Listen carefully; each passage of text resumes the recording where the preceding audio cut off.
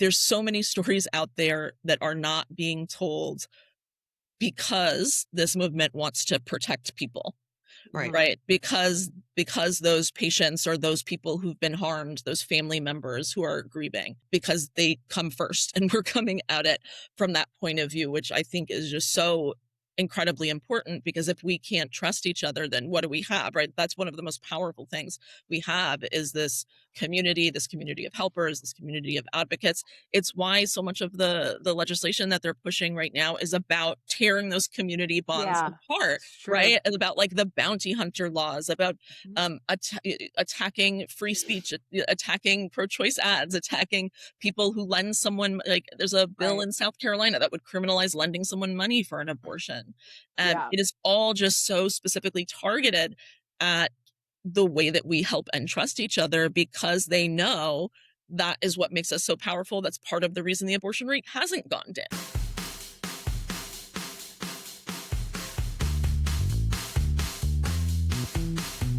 Welcome to Seriously, the podcast that dives into the baffling. We can't send them to a prison where there's animals, where there's livestock. The ridiculous. Like omelets better than sex. And downright unbelievable political climate in red states like Louisiana. So we can't go there. There's no vegan jail. Seriously. Welcome to Seriously. We're your host. I'm Michelle. And I'm Ellie.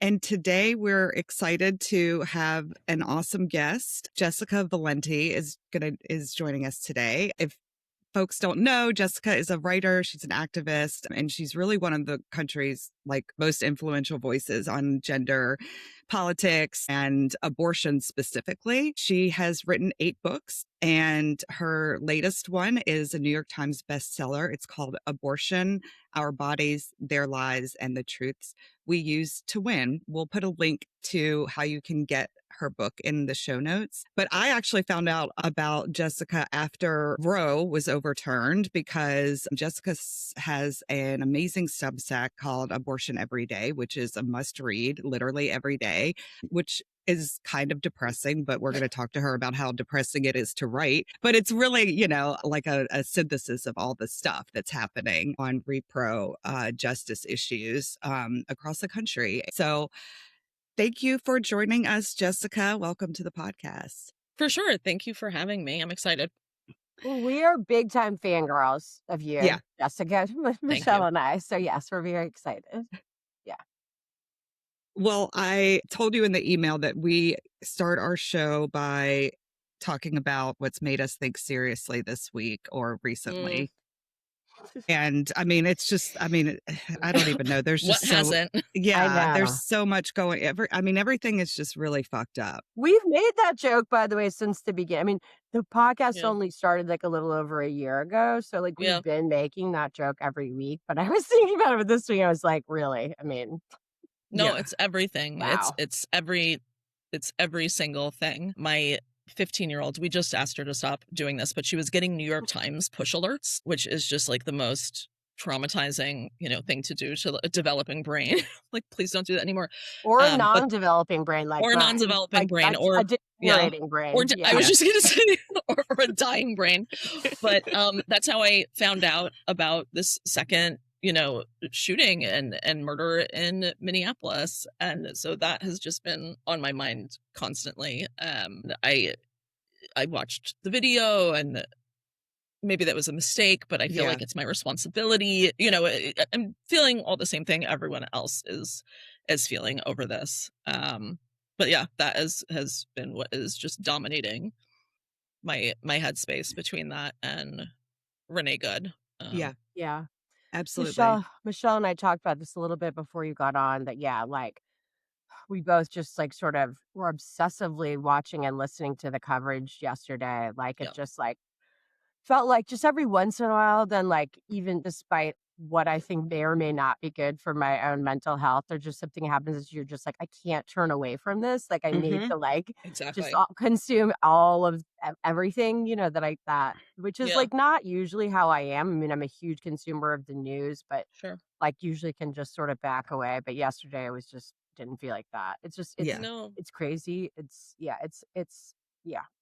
I Well, and can't it's even imagine for the people in Minneapolis how they feel. Mm-hmm. I linked to a really good piece, and I'm going to forget the author's name, but the email newsletter is Welcome to Hell World, which Luke O'Neill usually puts out, and there was like a really terrific, it's not the right word, but a really important dispatch from someone there about how folks are dealing with it, and it does give me hope the way that this community has come together, and it seems like everyone who is Mm-hmm. there feels like we are going to beat back fascism, and that what is happening in Minneapolis is proof of that, because this community is not standing for what's going on. But I think I'm the same way. I've Yeah. just been consuming everything, and honestly, in a way, I think it's important because we're in this moment where they're just gaslighting us about everything. And I Yes. think people are so desperate for information and to ground yourself in facts, and to just really turn away from this absolute like bunk nonsense that they're trying to push out. And honestly, it makes me think of the work that we all do. You know, we see it all the time, like the gaslighting and the Mm-hmm. Yeah. misrepresentation and the mischaracterization. But to see it on It's this so level is true. just It's so true. And I mean, like, let's be honest. I mean, like, this is at the level of just like straight up lying, Yeah. like our own government, yeah, the federal government, like yeah, at like all, all upper echelons of the federal government, just straight up lying, notwithstanding that there's like video evidence to the yes, contrary. Like, yeah, I mean, it's really like, it's sort of a whole new level of seriously, I think, and yeah, like I heard somebody, I think it was somebody on the Bulwark, like say yesterday, if this is how much they lie when there's like ample video evidence that like hmm, in real time that disputes it, then how much are they lying when there's not video? And like, Exactly. which is yeah, obviously like, yeah, I mean, just constant without with abandon, and yeah, that's sort of like with like the work that we all do, then that's when sometimes all the lies get very like very, very frustrating, is that like, people on our side or people who hmm, follow these kinds of issues closely, like know and can see, all the yeah, tells of lies from the government and or the right hmm, to life. But like yeah, for other people, then it seems reasonable what they're saying. They say it with conviction, and yeah, it's hard to be constant the people that are constantly fact checking them, which is yeah, often what I am personally doing, because like, I'm a lawyer. So it's yeah, like, like just constant, like, that's not true. This yeah, isn't true. Like, here's actually what's going on. And that'll be yeah, like both at our legislature, with the media and all kinds of different like spaces. And it's important, but it's not just exhausting. It also is like, you're just never sure how much that breaks through, as mm, opposed to, the yeah, initial and or repeated yeah. lies. No, I think you're right. I mean, and this is my, personal gripe and obsession is that, like, of course, most Americans who are not following this issue closely are not going to understand just how much lying happens, especially because mainstream media outlets really just uncritically, parrot these Yeah. talking points again and again and again. And I think that has been what is most distressing to me. And I agree. Like sometimes I'm like, it is, constantly calling this out, breaking through. Is it making a difference? And I think from story to story, it's hard to tell, but I do think that being relentless about it and just like continuing to hammer is the only way that we're going to break through some of it. The Yeah. flip side too, and then we can move on, but like, is that it also really worries me, like living in a world where we cannot trust what the government says, Right. notwithstanding everything that we've just been Yeah. talking about, that there's certain government officials and certain issues where, there's been a pattern in history of misinformation or lies, then Hmm. like at this kind of level and on this kind of issue, then it just like, I mean, then this is true. Obviously, it's true in all authoritarian regimes, like where it's just a given that you can't Yeah. believe what the government says. And like, I used to live in Eastern Europe. I mean, it was in Latvia, as a lot of people know, Hmm. after the fall, all of that, democratic country. But like the hangover from not being able to trust the government had a long tail, like a I very bet. long tail, I bet. And so that's worrying. Like we need for a million different reasons, including, for at times for people's own personal safety, to be Yep. able to believe the words that are coming out of the people who are in charge. Yeah. And Especially this when is they're like, talking about government people that are working for the government that are supposed to be doing law enforcement, yeah. murdering Yep. citizens in the streets. Like it's but you know what, but I don't know if you heard, but Mm. Trump thinks that God's really proud of him. What? He said Is that what he that. said? He said that this week. Well, And it's that was right. Well, there was some question. I was right. It was like in the insane conference that he did where he went through the 365 like good things that like his administration has accomplished. I think that was the premise or yes, it something. was. That And Daddy God is very proud of him. some God. reporter asked him, what was it was like, do you think A that God reporter asked him how God would feel about how what he's been doing. I mean, which is such an Detaining children, idiotic torturing them. question. Yeah. Well, I mean, it's a stupid question, but yeah, he's like, I think God would be really proud of me. Yeah, I mean, he's insane. It was a Everyone's so stupid fucking question, nuts. and it was like unclear to me. I mean, it was in that press conference too, where there was like a whole like the gaggle of reporters was like a very weird bunch.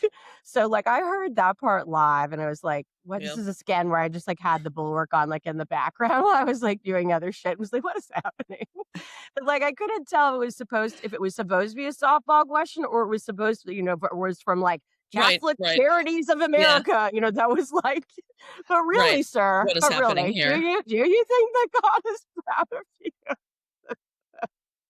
Oh God. All right. Well, listen, let's jump into our conversation. I am very excited to get the two of you together because I don't think anyone is more annoyed about the coercion, the abortion coercion, gaslighting, except for, of course, you, Jessica. What do you think is the kind of overarching way to talk about Mhm. what's happening with the fight for abortion rights, like in this country right now?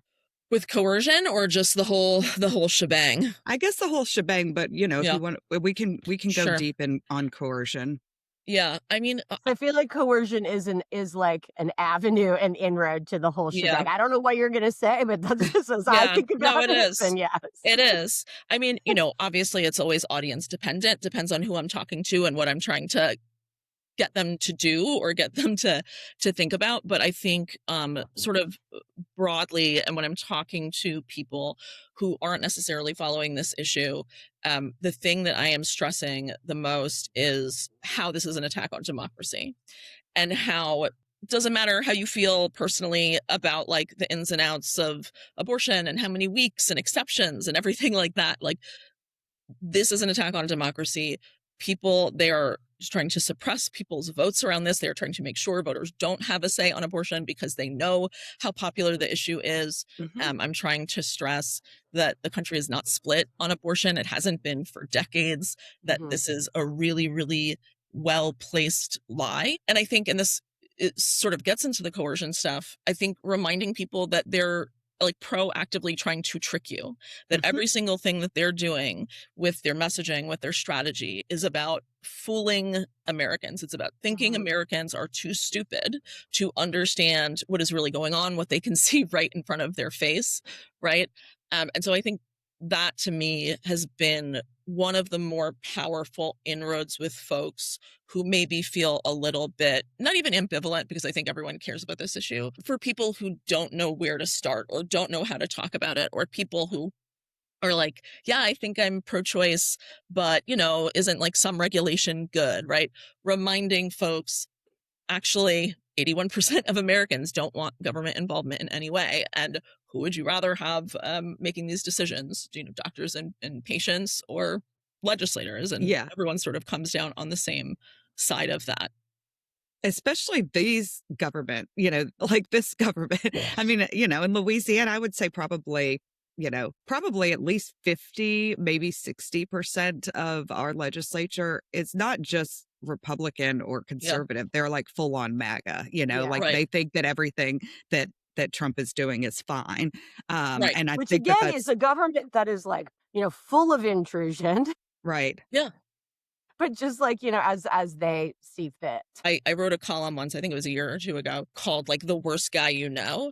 Those are the people who are making these decisions, whether it's the legislator, the prosecutor, the cop. Like, think of the Yeah. biggest asshole you knew in high school, the biggest, like, I'm going to play devil's advocate, or like the guy who is just like cruel to everyone. Right. That's who is behind this, right? Like, there are specific people behind this making these decisions around policy, making decisions around who they're going to arrest for their miscarriage. And it's always the worst guy you know, who is not representative of a community or a state.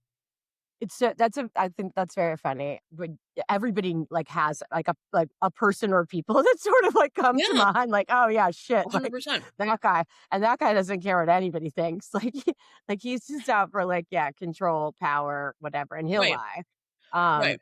yeah, sort of along the when you're talking, then what do I think is like sort of the big shebang going on right now? That's that getting people to think about it in terms of democracy, I think is like an interesting lens. Is just that like everything is not okay. Everything is Yeah. not okay. Like that there seems to be a lot of people, including a lot of people Mhm. on our side. Granted, there are people on our side who do not live in red states that have abortion bans, but Yeah, people who live in the country in general who think that everything is basically okay because we writ large can get mhm, abortion pills through the mail, and so there has not been like a precipitous drop in the number of people who are able to access abortion either across the country or in specific states. So like that is true, that is currently true what I just said, but people are using this to like pat themselves on the back, feel yeah, okay as they go to bed at night. And I'm like, but what's happening? Like, there's a concerted attack on that is Mhm. well planned, well strategized, yeah, full of gaslighting that goes into the coercion and also, other bullshit lies yeah, on the dangers of Miffy and Miso that yeah, like is being operationalized as we speak and has been underway for quite some time. And the ignoring it on our side or the thinking that like, well, basically ignoring it or not yeah, having like a counter plan in place or whatever, it's just it makes me want to just like throw like yeah. everything across the room, like just anything I can get my hands on to pick it up and throw it across the room. Yeah. No, it's exhausting. It's totally exhausting, especially because so many folks have been warning about all of these really specific attacks, right? Hmm. Like the messaging, whether it's coercion or something else, or when that stupid like junk science study came out and Yeah. people were like, we need to be talking about this now. This is not something that we can afford to have like, a couple of like New York Times, like both sides media coverage of like, no, this needs to be called out for what it is now, because this is what they're going to use again and again and again in Supreme Court cases, in Yes. legislation. And that's exactly what's happened. And because there hasn't been like a really devastating, like incontrovertible pushback against it, we're in this position. Like, I really do think if there would have been some huge, I don't know if it would like be media coverage or campaign, something to make Republicans too embarrassed to tie themselves to this study, that we would be in a better position, because the fact that they are like credibly citing it, uh, Yeah. Well, Yeah.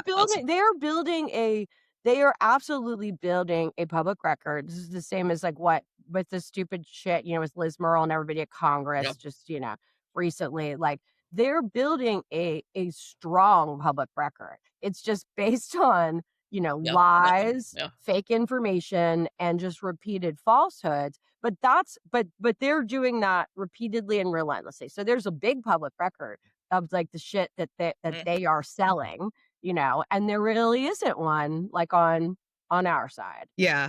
Well, yeah, so we have talked about the study on the podcast before, but just for any listeners that didn't listen to that episode or don't remember, Jessica, do you want to explain a little bit more about sure. what's wrong with I this mean, research that they're using to strip yeah, our rights? Everything is wrong with it. I mean, to start, it comes from an organization, the EPPC, which is an anti-abortion, like explicitly anti-abortion organization, where the two researchers, the president of the organization and the other researcher, were longtime Heritage Foundation employees, right? Which is Project 2025. They have been very open about the fact that the goal of the study was to eliminate mifepristone. That is the whole. These are not objective researchers, right?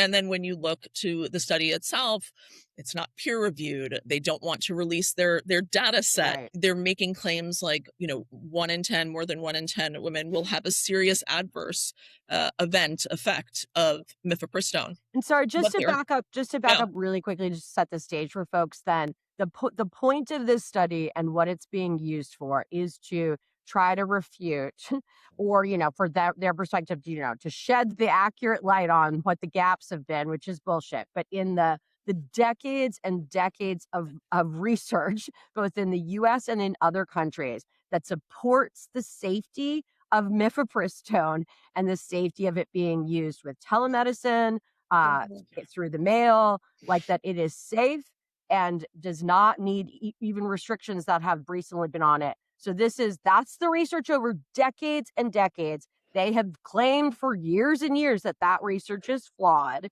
And so this is there without anything really, but they just claim it is, that like the data is not, there's more data, there's more emergency room data, there's more blah, blah, blah, blah, blah. So this is their attempt then to put out like this, like thorough undertaking of quote research to support that narrative that they've been saying for years and years. Sorry, Right. go ahead. Yeah. No. I mean, that's important and exactly right. I think there's a million things we could get into the nitty gritty about the methodology and how it's just so terrible and how it's been thoroughly debunked by credible researchers, right? The thing that always sticks out to me about this, and it's part of their messaging campaign, is this constant claim that women are more likely to end up in the emergency room after using abortion medication, more so than with procedural abortions. And they keep saying it as if something happens in the emergency room when it doesn't. They don't, and a lot of people don't understand there's a big difference between an emergency room visit and being treated at the emergency room, right? And we know, and anyone who's in this movement knows, that sometimes people will take this medication, they're not expecting to bleed as much as they do, and they get scared and they go to the emergency room to make sure everything's okay.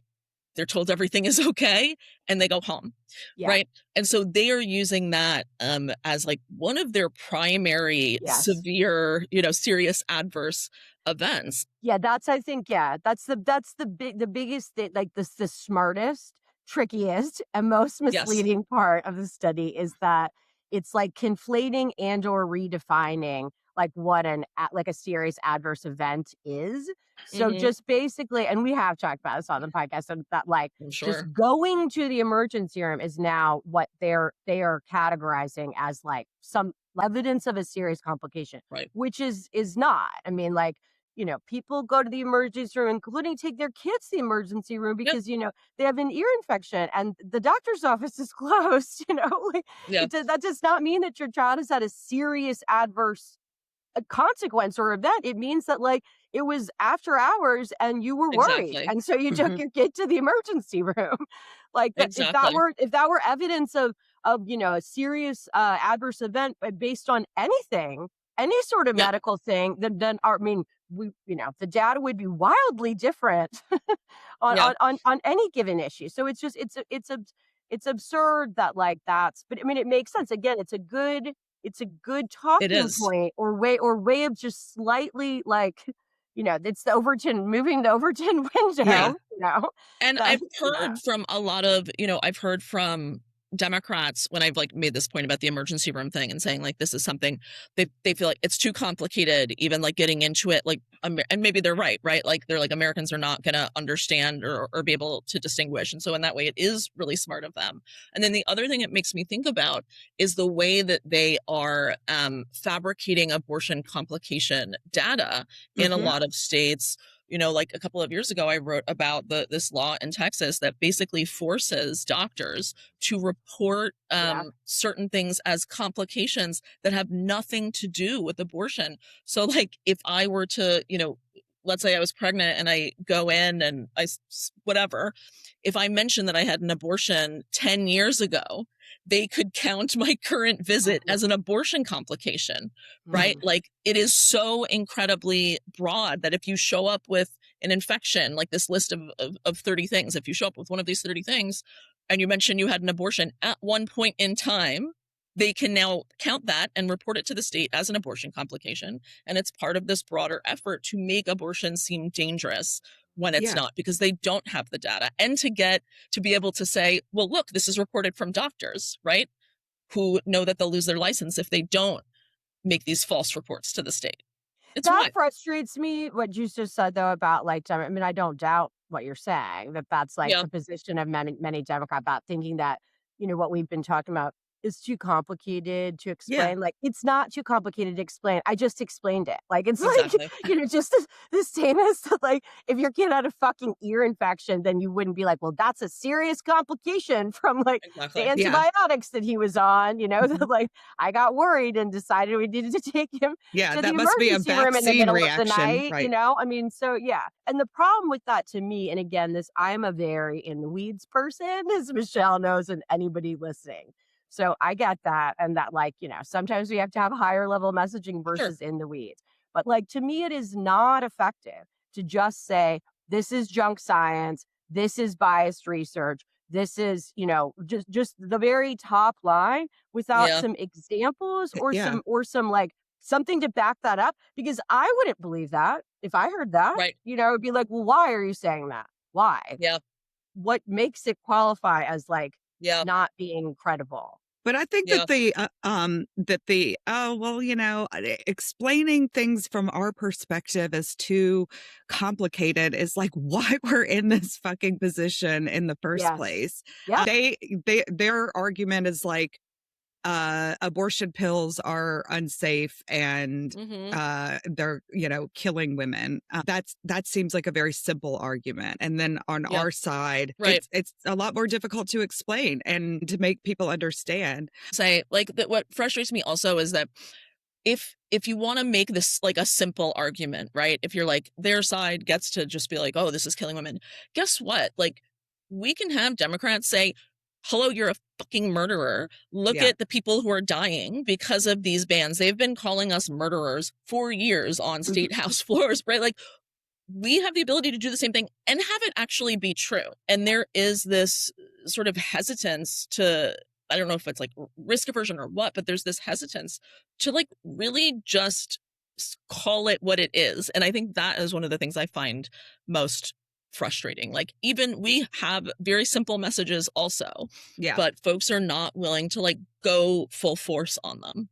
Well, yeah. And I mean, it also what we've already been talking about, that there are decades and decades of research in the US and in other Western countries that refute this. I mean, so they can say whatever they want about their one study, but like those are just like facts that we should come back to over and over again, Absolutely. I mean, So the U.S. Senate Health Committee had this bullshit hearing led by our esteemed, less stupid, but still stupid, Senator Cassidy. I mean, less stupid than Senator Foghorn Leghorn, but I mean, the whole idea behind this was abortion pills are unsafe, and doctors in other states who are prescribing them via telemedicine are somehow or another complicit in acts of coercion being perpetrated against unwitting, poor victim women who are being forced to take abortion pills. It was insane. And I also was extremely frustrated because even though the Democrats did have one witness of their own, she did not do a very good job. It was incredibly frustrating. all the coercion arguments that were being made were just absolutely infuriating. And especially because our Attorney General, Liz Murrill, was there talking about how, all these people in Louisiana are being coerced with abortion pills. And she has not charged anyone with coercion. Exactly. There's That's been right. where are the criminal coercion charges? Including, just a bit of finer point on that. That's notwithstanding that she's, I think, the only person in the country who's charged anybody, any Right. doctor, with sending these pills to other states, anything like along these lines, and that the statute that they've used to do that is not the one that's on the books about coercion.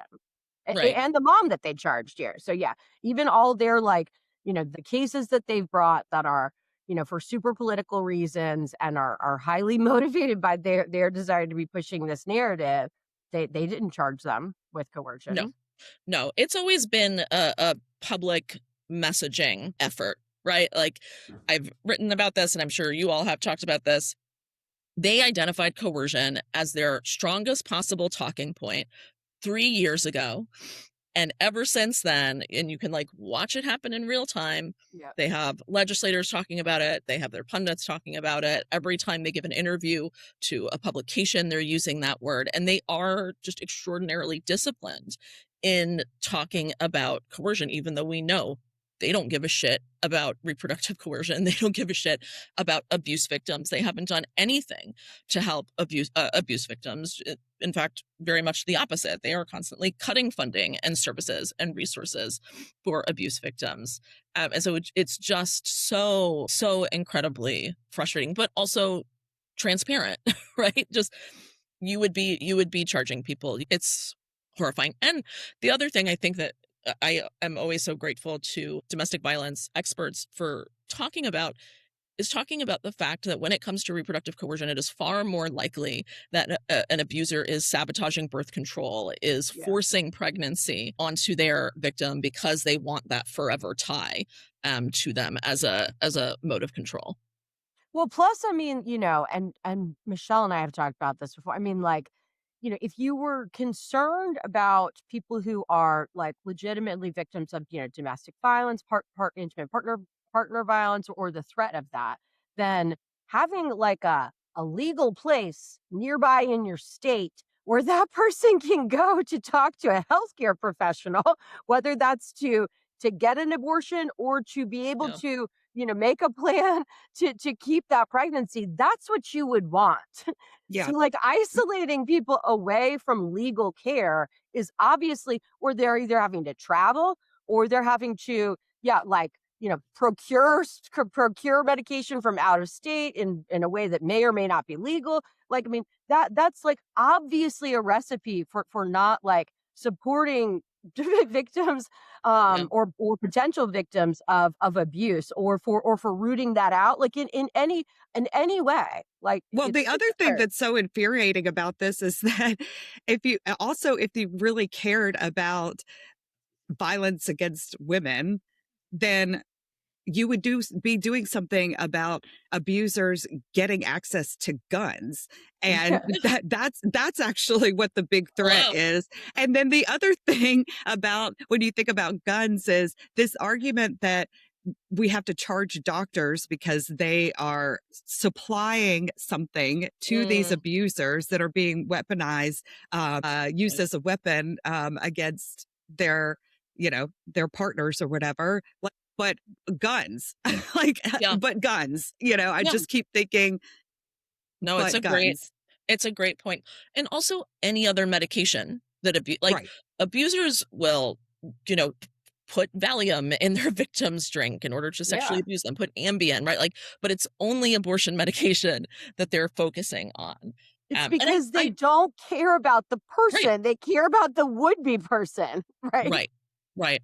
None of this is actually about. I think Americans get it, though. I do think that they can see that hypocrisy when it's pointed out, but too often. And listen, part of it is because this movement is stretched very thin, and everyone is stretched thin, dealing with a million attacks and horrors. But if we were just doing the same thing that they were doing in terms of just that disciplined messaging and reiterating again and again and again, not just not just from a defensive stance, a defensive crouch, but like proactively going after them. It just feels like everything we're doing right now, in terms of messaging, in terms of the way, and I say we, and I mean, pro-choice legislators, it just feels like everything is a response, right? And not a proactive move.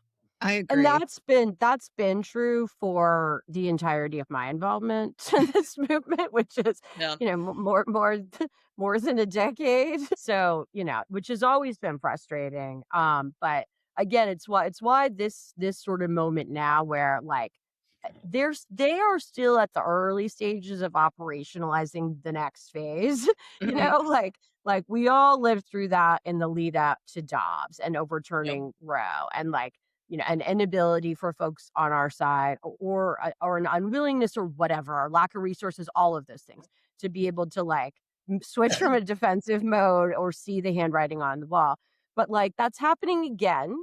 We're doing it again, but we're still early on now. We're still Yeah. early on. So like recognizing what is happening and, not just always reacting defensively, but having like our own sort of plan like is imperative. And this is Mhm. just makes you, I mean, this is the get again Yeah. when you just throw everything rush through because it's Yeah. not also just the other piece of this, which is all tied in together, is the whole like these people, these doctors are drug dealers. Yes. This is no, Trafficking. Yeah. yes, all the trafficking are these people are drug dealers. These drugs are as dangerous as fentanyl. It is no different that doctors sending these drugs into, sending these medications into our state as it is drug dealers and fentanyl. It's that plus the coercion is what they're combining to, to come up with a whole Yeah. new strategy Mhm. about how to try to make these medications unavailable. Yeah. And I think something you both talked about earlier, I think is really important, that for some people, they're like, everything is okay because Trump hasn't enforced the Comstock Act, because people are still able to get pills. All of this idea that, and I do think it's true that Trump is not super eager to talk about abortion or do anything. Like, I think he Yeah. understands how unpopular it is, but that doesn't mean that really bad shit isn't happening and that they aren't laying the groundwork for some truly horrific big plans moving forward, Yes. like labeling these medications as controlled substances, framing this as trafficking. The Mhm. thing that I'm obsessed with is just how they're trying to divorce abortion from healthcare, and codifying it in every little way that they can, saying, it's not abortion to treat a miscarriage, it's not abortion to treat an ectopic pregnancy, or to save someone's life. That's not abortion, so that they can chip away at everything and get away, and get rid of, eventually, exceptions for women's lives, because they can Mhm. say abortion's never necessary to save a woman's life. They don't need that. They can have a separation, right? That's not an abortion, what we do. And it's just this methodical approach that just because it's not a big splashy move doesn't Yeah. mean it's not incredibly dangerous. What do you think, what do you think, uh, some of their other kind of, like, dangerous, reasonable Mm. sounding arguments are? Mm. That's a good one. I mean, I think the coercion one is up there. The dangerous danger to women's health. I think the trap laws, when people don't understand like what trap laws really do, I think them saying, listen, we just want to make sure like clinics are up to par and that clinics are safe. What's wrong with that? Right? I think that sounds reasonable.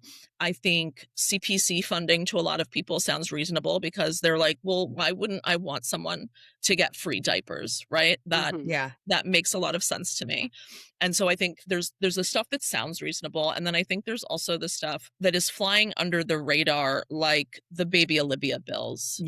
Yes. Like the bills that are forcing this anti-abortion propaganda into classrooms, because they know that young people are overwhelmingly pro-choice, and they are trying to build out that next generation, right, of young voters from the outset. So I think a lot about that as well, and the way that they are thinking, 20, 30 years ahead, in a way that I don't necessarily think that we are.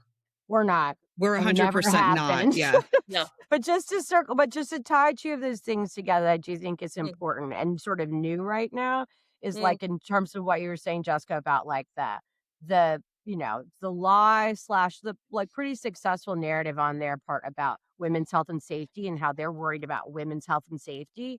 Like people like us who are deep into this have been, like rebelling against that and trying to point reasons out why that is not true for all time.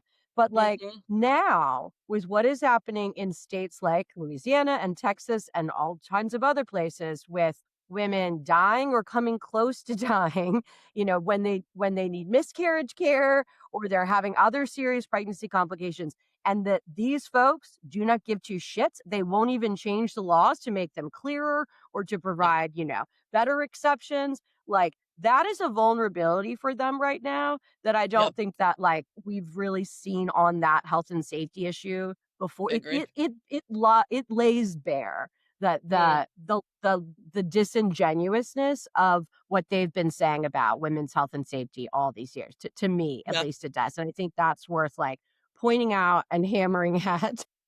I I think so too, but I do think that they have done, I don't know if they've done a good job. I'd be curious to see like a poll on this, honestly. They have from the beginning been blaming doctors, right? And saying Mhm. they could have done that. They could have given her care.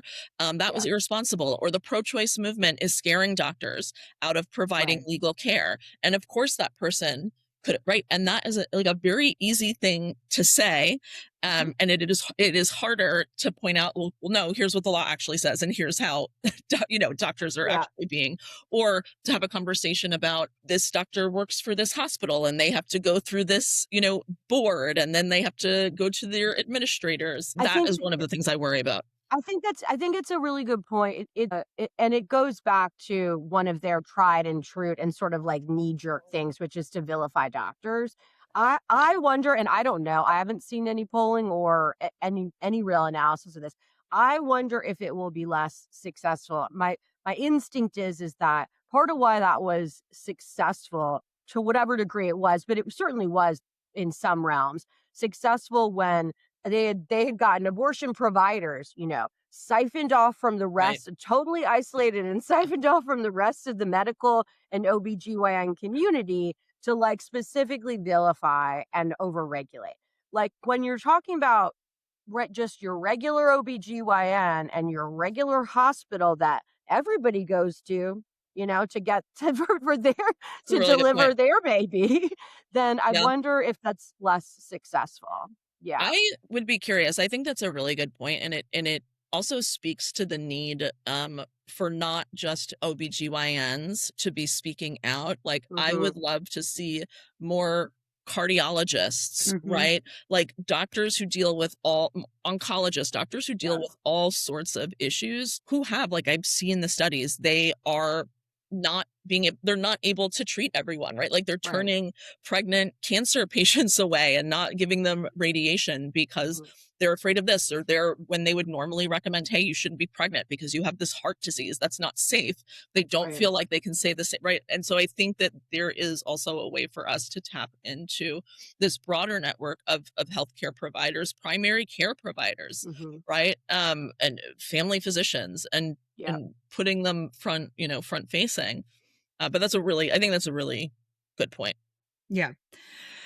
So I have a question about abortion every day. Yeah. I have two really. I mean, I guess one is, um, like, how has writing that Mm, changed how you see the fight? Like, and mm, then I guess the other one is like, what is kind of your process for like looking at what's happening and figuring out how to organize that information in the way that you do, which is so incredibly useful to mm, all of us advocates to have it all collected in one place. And then we can see what may not be happening in Louisiana, but is happening right. somewhere else and start thinking about how we would prepare for that. But Sure. yeah. I'll start with the first question. I think like what I have really realized after 3+ years of doing this is just how beatable they are. That they are absolutely beatable, and that we absolutely have more power. We're just not wielding it in the right way. Everything that they do, now that I've been tracking them for so long, is very predictable. You can tell, right? Like they give all sorts of hints and clues months, years ahead of time about what's coming next. And so we really do have this roadmap for what's coming next, for what the future attacks will be. And so if we're utilizing that, I think that all of those things make them absolutely beatable. Obviously, more and more I realize how much more popular this issue is than even a lot of, I think, folks realized. We know that, the majority of Americans have supported abortion access for decades and decades, but now I think it's just on another level. I think that there's more understanding and nuance with voters, where if you talk to them, if you ask specific questions, it's not just that they would say, oh yeah, I'm pro-choice, but that more and more voters support abortion throughout pregnancy. You just have to ask them the question in the right way. And so those are the two things that sort of like really come to mind. In terms of process, it's it's crazy, man. Like I think there's so much information out there waiting to be found. It's just a matter of being obsessive about finding it. I think I sit down every morning and I'll do a Google News search and LexisNexis and, Legiscan, and I do all of my searches, um, not just for abortion and not just for contraception, but I'm searching for, keywords around dumpster and infant and, fetus and arrest. And the longer I do this, the more of those like keywords I get. And so that has become really useful. And I think also having written about feminism and, blogged in my 20s, and been doing this for a few decades, you start to recognize a lot of the players and you're like, oh, I remember this person like 10 years ago, they were running like the anti-sex ed campaign in Utah, right? And so I think the ability to make those connections makes a big difference. And people are wanting to tell these stories, whether it's advocates, whether it's patients, they are looking for a place to share. But I think that there's a lot of distrust of mainstream media outlets, and understandably so. And I think especially with people who've been harmed by abortion bans.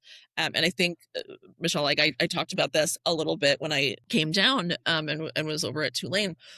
But when someone goes to a traditional reporter with a story, if they say to them, like, a week after talking to that reporter, if they say to them, you know what, like, I actually don't know that I want to share this anymore, or can I take back that one thing I said? I don't think I want someone to know this detail of my experience. Yeah.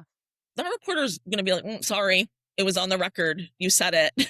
Like, and not in a, that's their job. That's how these things work. Right. And so I think we've seen for both me and Kylie, the reporter I work with, people trust us. They know if they share their stories with us that they'll be safe.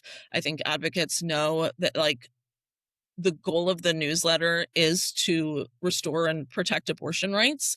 And so we want to strategically report things. We're not looking to report things just because they exist.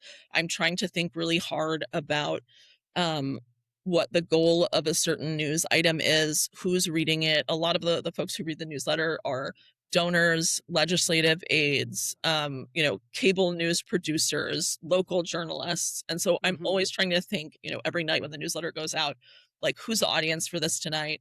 Who am I trying to reach? What am I trying to do? Is this going to help this particular, advocate group, or could this potentially be harmful in the short or long term? And so it's more, I'll stop rambling in a second, but it's more strategic than just reporting. And so I think that really helps the whole process, if that makes sense. Yeah, and I think it does become your work becomes a jumping off point for other media, right? Yes. Yes. But Yes. then yes, like look at what you're following and what you're reporting, and then, they take it wherever they will. It's Um, been sort of fast, honestly, it's been one of the more interesting things that I didn't expect, and has been really positive and great to see, okay, we're gonna break this story about the mifepristone lawsuit being revived, or the FDA is going to, launch their own like fake study into mifepristone. And then, we know whenever we can see who opens emails and when they open them. And then 2 hours later, that reporter is publishing that story and expanding on it and, doing more work. That's exactly the hope. And that's exactly the point, is to get those stories out to mainstream outlets and hopefully to frame them in a way that they can't fuck it up, right? Like, especially when it comes to like all these criminalization stories and women being arrested. Like, I want to make sure that all of that context is there, that there's no way that this person, whatever national reporter is going to cover it, that they don't have the excuse of, oh, well, I didn't know all of this, right? Like, to shape that narrative before it gets to them. Yeah. I think it's also really smart what you're saying in terms of, particularly people who are sharing stories who are in a vulnerable space, whether it's as a patient or as somebody who, is Yeah. like, being dragged into the criminal justice system or both. You can be both of those people these days quite Yeah. easily. That, part of what you're providing is like a genuine safe space. Because again, everybody knows, or people should know at least, that like once you put this out to the world, and as I tell clients and other Yep. folks, these things take on a life of their own that like Exactly. cannot be controlled, Yeah. but giving people like a safe space to at least talk through their trauma, Yeah. almost as like a I mean, I tease as a lawyer, like, I'm Mm. like a part-time psychologist to Yeah. like so many of my clients, like they're dealing with difficult, and this is true for repro and for a million other kinds of work that I do, is people Yeah. who are going through something hard. So having somebody they trust to talk to about it first helps as you move on, as you're getting farther out in the circle to people who, you don't Yeah. trust. Well, and I Yeah. think also, I mean, my experience with you just personally as an advocate also has been like, I mean, you and I have talked on the phone and I've told you a lot more detail about our strategy on a particular piece of legislation because I want Mhm. you to understand. I want you to understand it. And I was never concerned, even for a moment, that Right. that would be regurgitated Good. In public. That's Of also course, just tip for listeners needing to always be a little bit good about telling people when Yep. something is in fact off the record. right, right. Yeah. Yeah.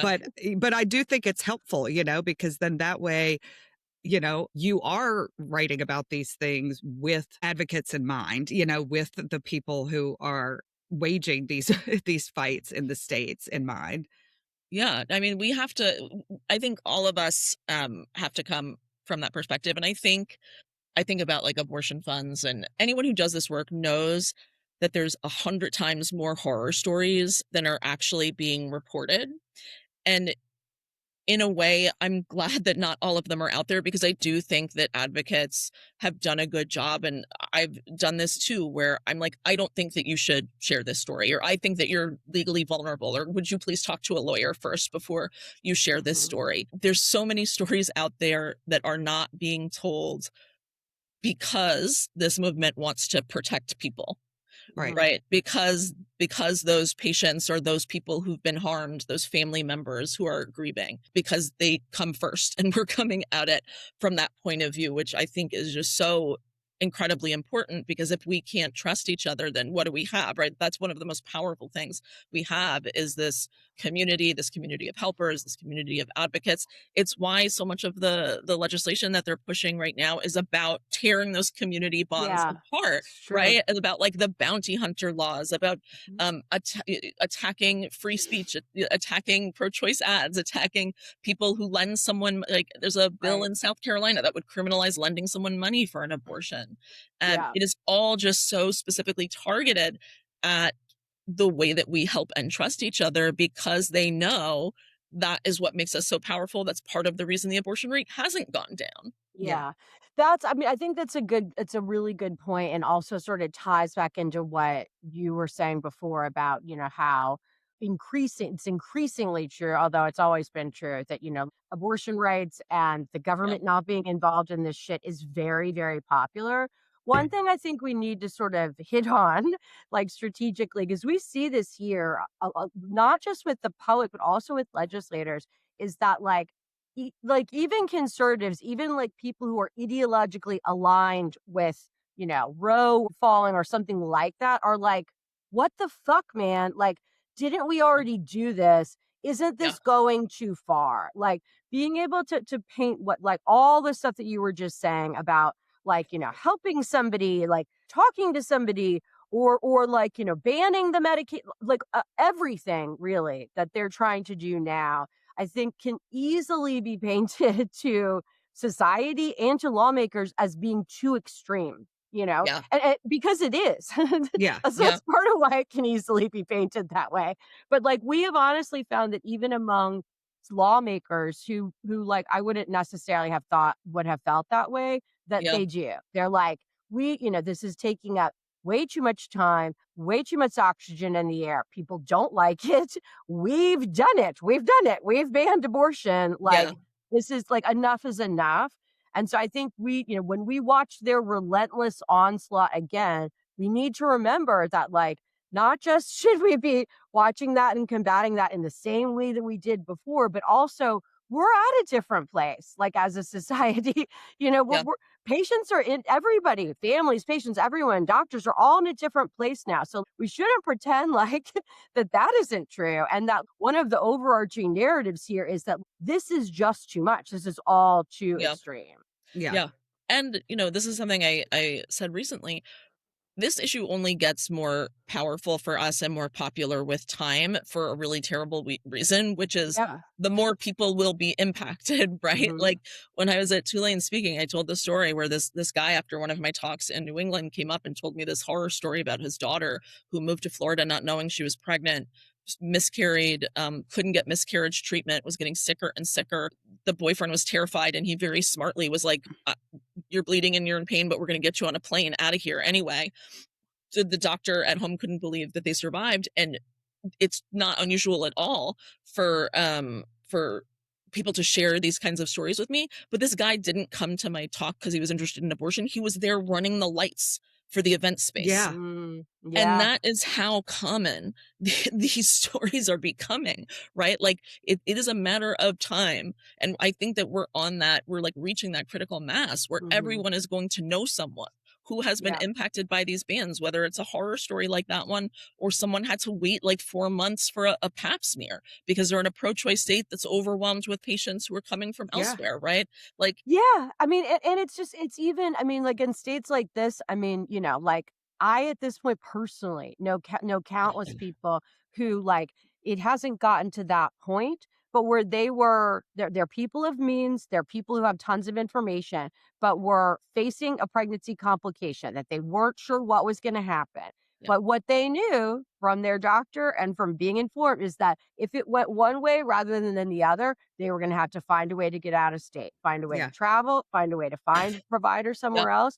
And like yep, that's insane. Like that's it. yeah, These are again like people who know what's going on, people who have money, people who have a good doctor, and like, everybody's telling them like make a plan because if it goes, A versus B, then that's what you're going to yeah, have to do. But I think yeah, the other really fucked up thing is that we know in Louisiana, at least, and I'm sure this is true in other banned states, is that like if you live outside of the greater New Orleans or Baton Oh, Rouge area, basically any sort of pregnancy complication whatsoever, you are being transferred, or mm, you're being encouraged to go to sure, drive to New Orleans, and that yes. could be 250 miles for people. yeah, Yeah.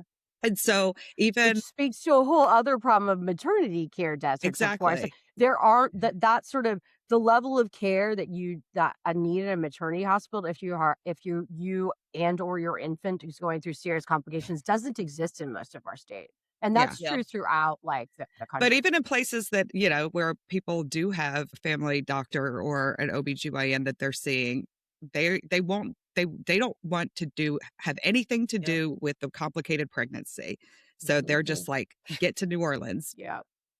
Yeah. and somebody there will help you. And that's fucked up. Okay, I have a game kind of. It's not It's not really going to be fun. Uh-oh. I'm going to read a statement and let you finish the thought. Oh, okay. I'm scared. All right. Abortion bans are actually about. My God. Abortion bans are actually about misogynist control and obsession with punishment. Control was the first word that came to mind for me. So Yeah. that's right. Yeah. Yeah. Yeah. But punishment, I think, is important. Yes, I like it's that. true. Very true. Okay. The most exhausting myth about abortion is. Oh, that the country is evenly split and irrevocably polarized. Yeah. Exhausting.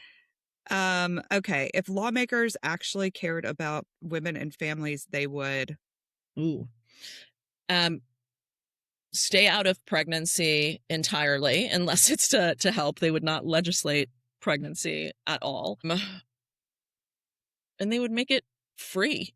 They would make having a child free, taking care of a child free. They would make childcare affordable and accessible to all. And they would pay parents to stay at home, and we would have paid parental leave. I mean, all of the things that we Maybe don't just paid pregnancy leave. Maybe just anything. I guess my last thing is that I want to ask you, just to close this out, is what is the most useful thing you think that somebody can do this week to support abortion access? Ooh. That is always so difficult because it really does change week to week. What is something this week? I mean, I think the most useful thing always is that if you are not tapped in to folks who are working locally, who are working not just in your state, but in your county, in your town, in your college, to find like the most narrow and local folks who are doing this kind of work and ask them what they need. I think that is always a great place to start.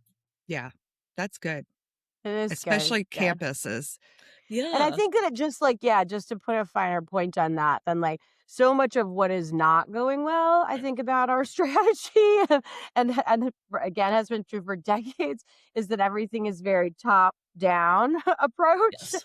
And really the bot, and this is not just true with our movement, it's true with many, but somehow it's it's very easy for people to tap in at the national level. Right.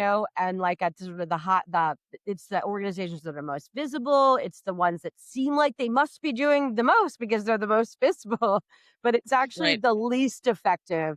I mean, it's still helpful. People need to, if that's the only way people will tap in, I would rather them do that. But of course, in reality, it's the least effective.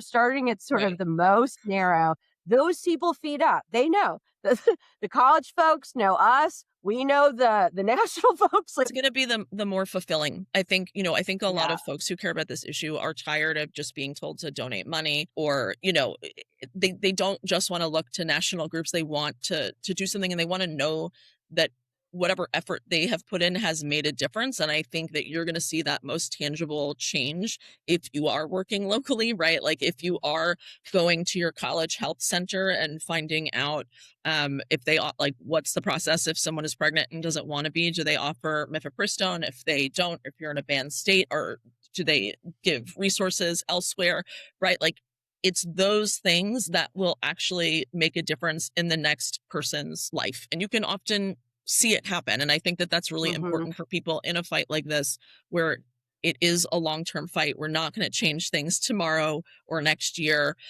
We need to be able to identify some of those small tangible wins to power us to go to the next fight. Absolutely. It's very true. Well said. I'm convinced. Jessica, thanks so much for doing this. Thank you. Oh my gosh. Yeah, we're really happy to have you. It was great. Anytime. And obviously anything I can do. You all are awesome. And I'm so just impressed with all the work that you do. And it's always just nice talking to people who understand it, who get it. Yeah. Where there's like a more than a baseline knowledge. Yeah, for sure.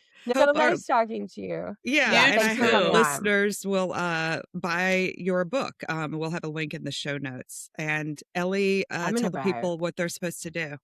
They're supposed to be rating, reviewing, and subscribing. Very And good. watching us on YouTube. I look great today. So yeah, watch us on YouTube. And yeah, we're on Spotify and Apple, blah, blah, blah. All the Rate, review, places. subscribe. Yeah. Tell your friends so Michelle and I don't quit doing this.